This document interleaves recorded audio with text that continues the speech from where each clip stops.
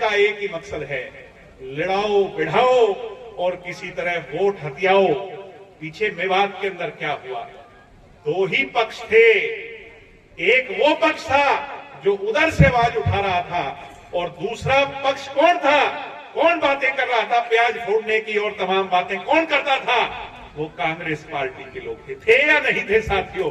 मुझे तो कभी कभी ऐसा लगता है कि उस पक्ष की और इस पक्ष की ऐसी सांठगांठ थी कि तुम्हें वहां फायदा मिल जाए और हमें यहां फायदा मिल जाए, मगर इतना खून बहता, ऐसा हालात बन जाते। दुष्यंत चौटाला ने अपनी जिम्मेवारी को समझा और एक नारा दिया हिसार के अंदर बड़ी सभा कर करके, जब लोग कहते थे दुष्यंत जी मेवात की तो बात ही मत कर देना, बड़ा नुकसान हो जाएगा, दुष्यंत जी ने कहा कि मेवात मेरा घर है, मेरा परिवार है, चौधरी देवीलाल का परिवार है, और उन्होंने नारा दिया जय हरियाणा जय मेवात। आज मैं चाहता हूं मडकली के अंदर मैं कहूंगा जय हरियाणा, आप मेरे साथ 3 बार नारा लगाएं, जय मेवात जय हरियाणा। भाई ढीले ढीले ना बोलो, आवाज जानी चाहिए दिल्ली और चंडीगढ़ तक, जय हरियाणा जय हरियाणा जय हरियाणा। सम्मानित बुजुर्गों, नौजवान दोस्तों, वैसे तो मेरे से पहले सभी वक्ताओं ने सभी बातें आपके बीच में रखी हैं।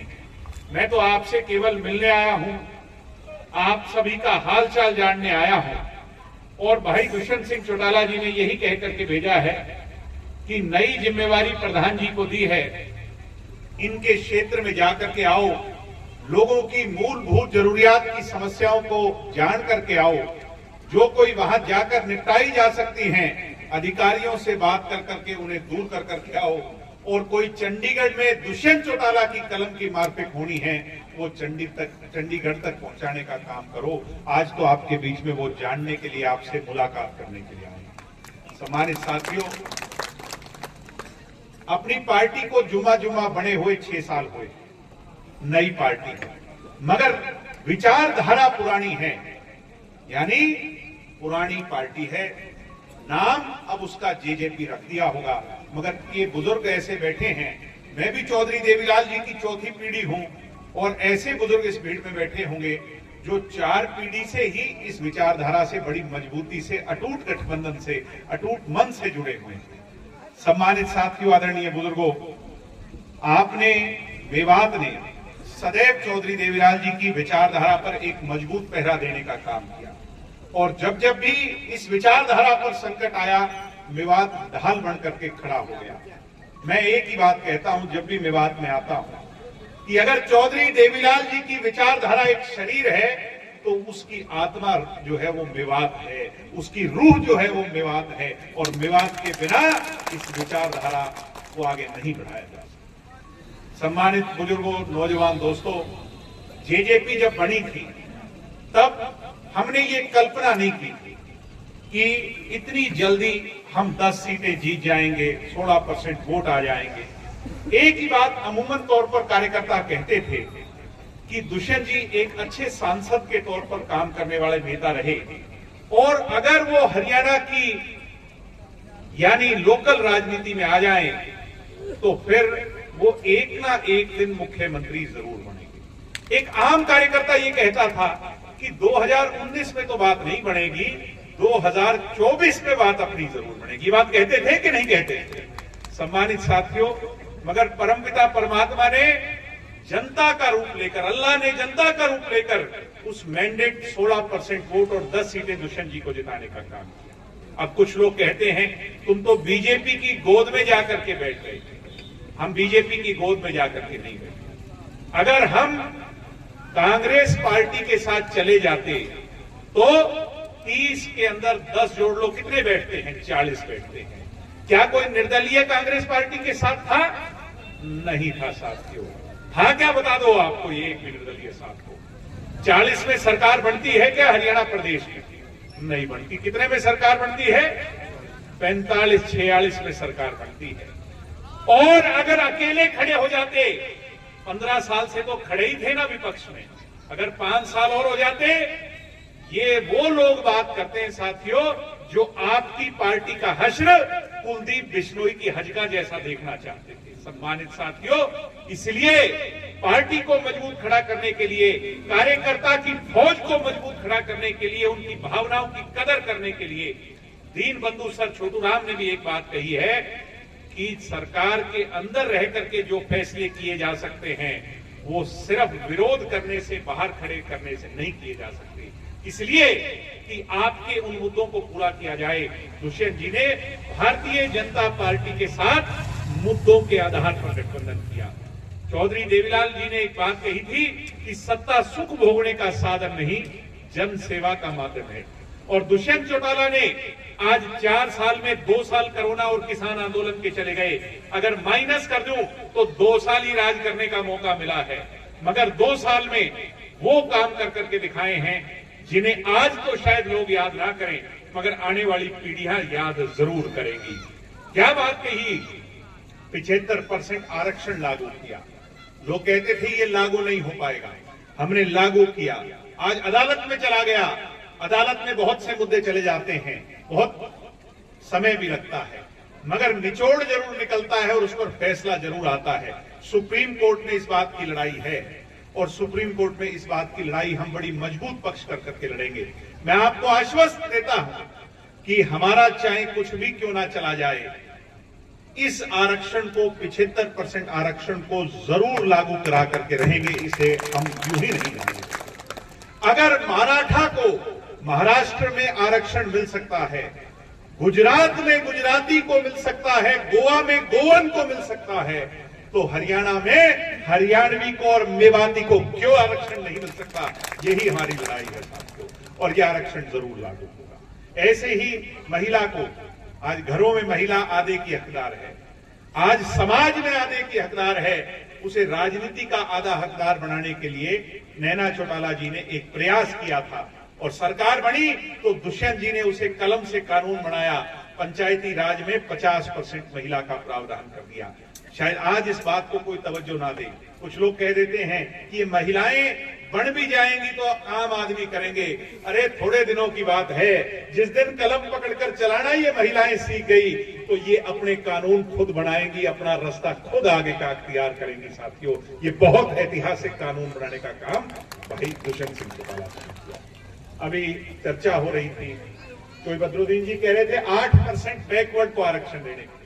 बैकवर्ड की राजनीति करने वाले हरियाणा प्रदेश में अनेकों नेता हुए, मैं नाम नहीं लूंगा, मगर आरक्षण देने की बात आती थी तो सब मुंह फेर लेते थे। हम गर्व से कहते हैं पंचायती राज में 8% का आरक्षण दुष्यंत चौटाला ने दिलवाने का काम बैकवर्ड समाज को किया।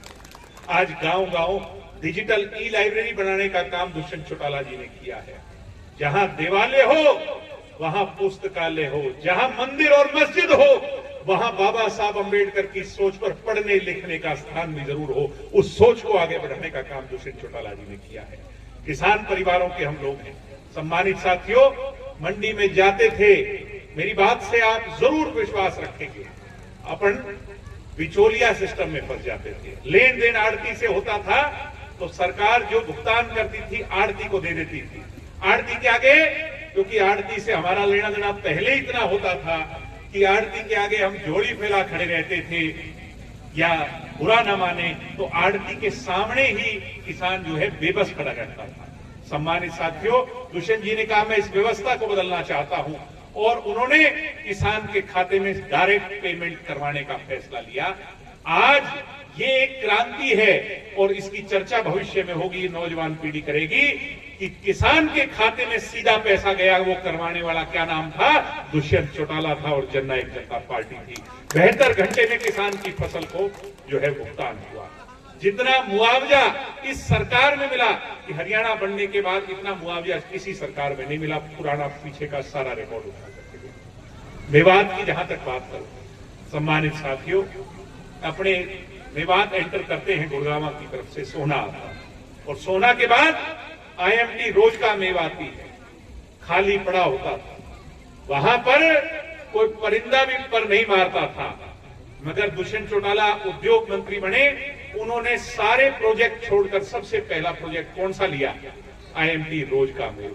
उन्होंने कहा मैं मेरे मेवात के अंदर ऐसी इंडस्ट्री लाना चाहता हूं जिसकी चर्चा दुनिया में हो, और वो लाना चाहते तो उचाना में बना सकते थे। वो जापानी बैटरी कंपनी को लाना चाहते तो जींद ले जा सकते थे, सिरसा ले जा सकते थे, डबवाड़ी ले जा सकते थे, मगर हम आपके एहसान चुकता नहीं कर सकते। मेरा परिवार आपका एहसान 7 पीढ़ी चुकता नहीं कर सकता, मगर दुष्यंत चौटाला ने अपने वादे को निभाया। और सबसे पहली इंडस्ट्री कहां आई? अरे दुष्यंत की तो ये सोच थी कि ये 30,000 नौकरी इस इंडस्ट्री में लगेंगी, उसमें 75% ये मेवात वाले लग जाए, मेरे भाई और मेरी बहनें, तो इस मेवात का भला हो जाएगा। मगर वो दिन भी दूर नहीं जिस दिन वो कानून सुप्रीम कोर्ट से हम जीतेंगे और ये इंडस्ट्री इस इलाके में खुलेगी, तो मेरे मेवात के भाइयों को, बहनों को नौकरी रोजगार का रास्ता उनका साफ होगा। ठीक ऐसे ही सम्मानित साथियों, आज हम बात करते हैं कि सड़कें, एक हमारी सड़क है खूनी सड़क। इसको खूनी सड़क क्यों कहते हैं? कि यहां पर जितना हमारा खून बहा नौजवानों का, यहां के लोगों का, ये हमारा बड़ा दुख देता है। और सरकार आते ही इसके लिए डीपीआर दुष्यंत जी ने तैयार करवाई, काम चलाया, कोरोना के चक्कर में सारा बीच में रुक गया। मगर उसके बाद दुष्यंत जी ने यह वादा आपसे किया था और आज भी उस वादे पर अडिग हैं। आपसे वोट मांगने तब आएंगे अक्टूबर के महीने में, जब इस पर काम शुरू हो जाएगा। ये मैं आपको विश्वास और भरोसा देता हूं। कुछ लोग कहते हैं तहसील बनाने की बात करते थे। सम्मानित साथियों, रघुकुल रीत सदा चली आई, प्राण जाए मगर वचन ना जाए। उसी नीति पर आप ये विश्वास रखें कि जब भी सरकार अगली ये तहसीलें तय करेगी, उसमें सबसे पहले बड़कली का नाम आएगा। ये मैं आपको विश्वास और भरोसा देता हूं। बातें बहुत सी और हैं, अब मैं उन बातों पर ना जाकर, चाहे गांव की सड़कें हों, आज गांव की सड़कें जो पीडब्ल्यूडी के अंडर आती थी, उन सभी पर काम हुआ, उन सभी को लिंक जो है कनेक्ट होने का काम हुआ। इसलिए दुष्यंत चौटाला की नीयत पर सवाल नहीं उठ सकते। एक बात और कहते हैं, ये बुजुर्गों को कांग्रेस पार्टी के लोग और विशेष तौर पर हरियाणा के उप मुख्यमंत्री चौधरी हुड्डा एक बात ही कहकर के बहकाते हैं, अरे 5100 पेंशन कब करेंगे? हुड्डा जी, मैं पूछता हूं आज यहां मेवात में खड़ा होकर, आप कितने साल मुख्यमंत्री रहे? 10 साल। पहली बार जब आपकी सरकार बनी भजन लाल के नाम पर थी। कितने विधायक आए थे? 67 विधायक आए थे। 67 विधायक एक बार और दूसरी बार 45 विधायक के साथ आपने सरकार चलाई थी कि नहीं चलाई थी साथियों? कितनी पेंशन बढ़ाई थी? 750 रुपए। और दुष्यंत चौटाला ने 4 साल में कितनी पेंशन बढ़ाई? 1000 रुपए। अगर दुष्यंत चौटाला के पास 67 विधायक होते तो पेंशन 5100 हो जाती कि नहीं हो जाती? आज मैं आपसे पूछना चाहता हूं। दुष्यंत की नीयत पर खोट जो है ना, शक नहीं हो सकता। इसलिए ये अपने गिरबा में झांके, इनका एक ही मकसद है, लड़ाओ बिढ़ाओ और किसी तरह वोट हथियाओ। पीछे मेवात के अंदर क्या हुआ? 2 ही पक्ष थे। एक वो पक्ष था जो उधर से आवाज उठा रहा था और दूसरा पक्ष कौन था? कौन बातें कर रहा था? प्याज फोड़ने की और तमाम बातें कौन करता था? वो कांग्रेस पार्टी के लोग थे या नहीं थे साथियों? मुझे तो कभी कभी ऐसा लगता है कि उस पक्ष की और इस पक्ष की ऐसी सांठगांठ थी कि तुम्हें वहां फायदा मिल जाए और हमें यहां फायदा मिल जाए। मगर इतना खून बहता, ऐसा हालात बन जाते। दुष्यंत चौटाला ने अपनी जिम्मेवारी को समझा और एक नारा दिया हिसार के अंदर बड़ी सभा कर करके। जब लोग कहते थे दुष्यंत जी मेवात की तो बात ही मत कर देना, बड़ा नुकसान हो जाएगा, दुष्यंत जी ने कहा कि मेवात मेरा घर है, मेरा परिवार है, चौधरी देवीलाल का परिवार है। और उन्होंने नारा दिया, जय हरियाणा जय मेवात। आज मैं चाहता हूं बड़कली के अंदर मैं कहूंगा जय हरियाणा, आप मेरे साथ 3 बार नारा लगाएं, जय मेवात जय हरियाणा। भाई ढीले ढीले ना बोलो, आवाज जानी चाहिए दिल्ली और चंडीगढ़ तक। जय हरियाणा जय हरियाणा जय हरियाणा। आप सबका बहुत बहुत धन्यवाद। जो काम आपने मेरे जिम्मे लगाए हैं, सरपंच साहिबानों ने और बात कही है, उन पर एस्टिमेट बना करके आगे काम जारी करवाएंगे। और भी जो बात होगी, मेवात के लिए कोई कमी नहीं, कसर नहीं रहने देंगे। मगर इस उम्मीद के साथ कि जब मेवात का मौका अक्टूबर के अंदर आए तो आपका आशीर्वाद, स्नेह और सहयोग जो है वो आपके लाडले दुष्यंत चौटाला पर प्यार बन करके, आपके वोट बन करके आप बरसाने का काम करें। आप सबका बहुत बहुत धन्यवाद। जय हिंद, जय भारत, जय चौधरी देवीलाल, जय मेवात।